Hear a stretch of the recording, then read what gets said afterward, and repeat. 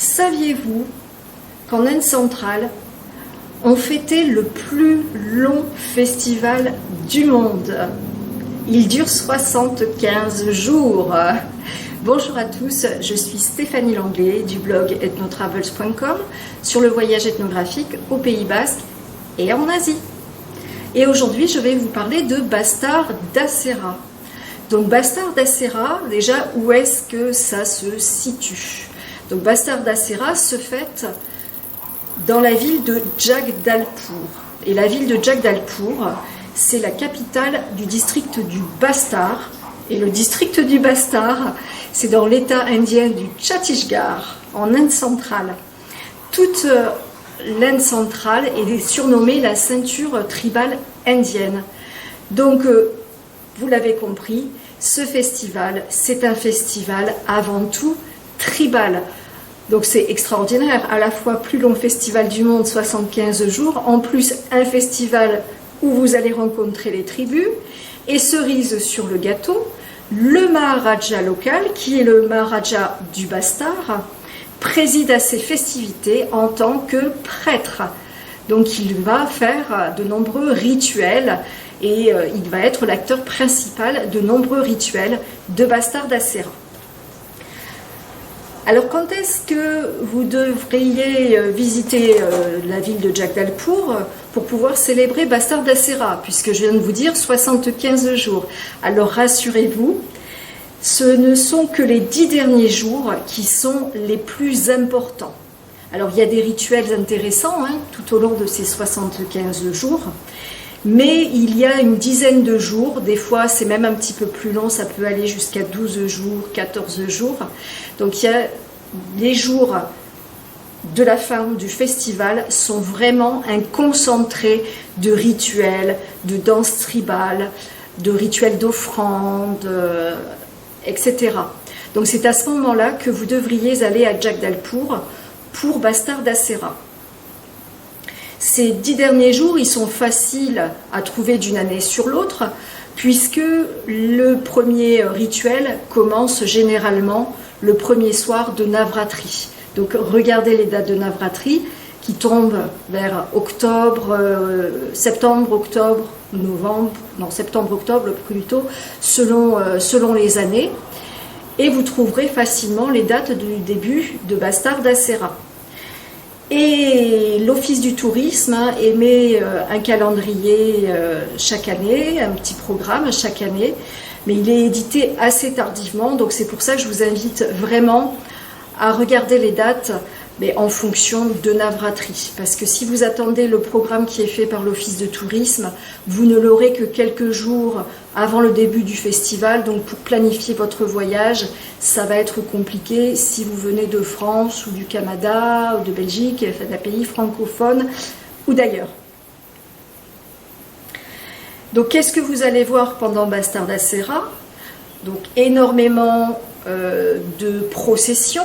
Le premier soir, par exemple, c'est ce qu'on appelle Kachan Gadi Puja. Le Maharaja sort du palais, puisqu'il y a le palais du Maharaja, bien évidemment, à Jagdalpur. Donc le Maharaja sort de son palais avec une procession. Donc il y a des musiciens, de la musique, c'est très festif, des palanquins de divinités. Et on part en procession, tous ensemble, jusqu'à un endroit où est installée une balançoire d'épines. Et à cet endroit-là, on va s'y arrêter un long moment pour les processions. Donc dans la procession, il y a également des médiums, des prêtres, des hommes et des femmes en transe. Et donc toutes ces personnes ont un rôle dans les festivités de Bastar d'Acera et dans leurs rituels. Donc vous allez pouvoir assister à tous ces rituels, mais le rituel le plus important lors de Kachan Gadi Puja, c'est autour de la Kumari. La Kumari, c'est une jeune fille qui n'a pas encore eu ses menstruations, et cette jeune fille va être installée sur la balançoire d'épines.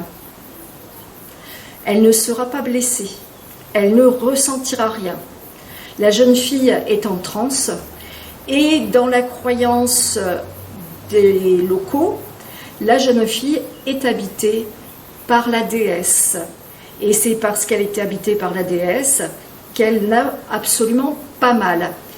Et en fait, par ce rituel, la déesse ouvre officiellement le début de Bastard d'Asera, ou plus exactement des 10 derniers jours du festival. Donc la déesse va bénir le Maharaja et sa famille avec des guirlandes de fleurs, etc. Donc pendant tout le festival, pendant les 10 jours de ce festival, vous allez assister à ce genre de procession, vous allez assister à des rituels d'offrande. Par exemple, il y a un soir où on va sacrifier une douzaine, je crois, de chèvres. Je vous mettrai le lien vers l'article complet où vous avez toutes les informations sur l'ensemble des rituels. Et le moment le plus fort, c'est à Kumrakot. Il y a un jour où les tribus, la veille, ont volé le grand char, puisque le festival de Bastard d'Asera, c'est aussi ce qu'on appelle un rat festival, un festival autour d'un chariot.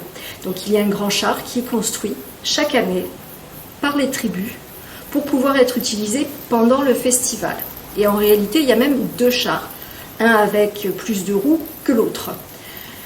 Et le grand char va être volé un soir et il va être emmené à quelques kilomètres de Jagdalpur, dans le quartier de Kumrakot.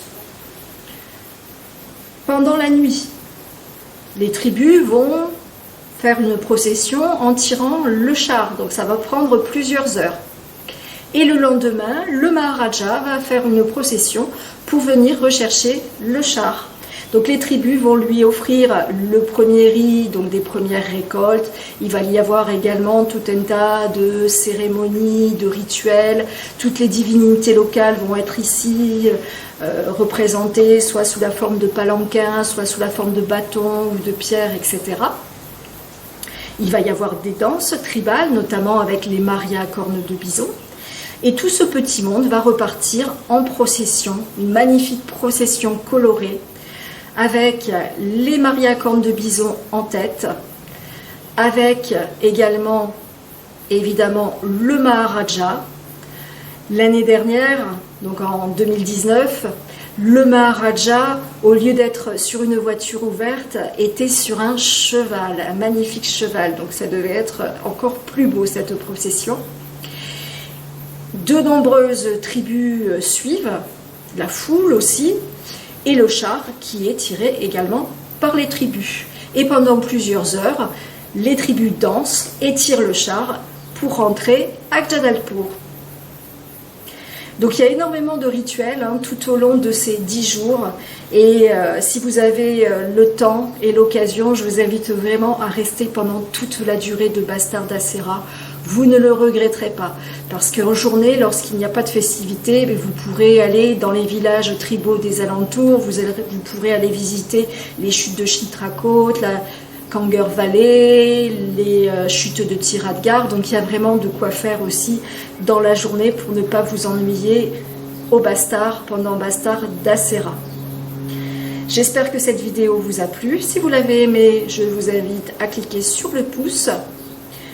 Abonnez-vous à ma chaîne, vous avez le lien qui s'affiche au milieu. Et n'oubliez pas de cliquer sur la petite clochette de notification pour ne rater aucune nouvelle vidéo. À très bientôt.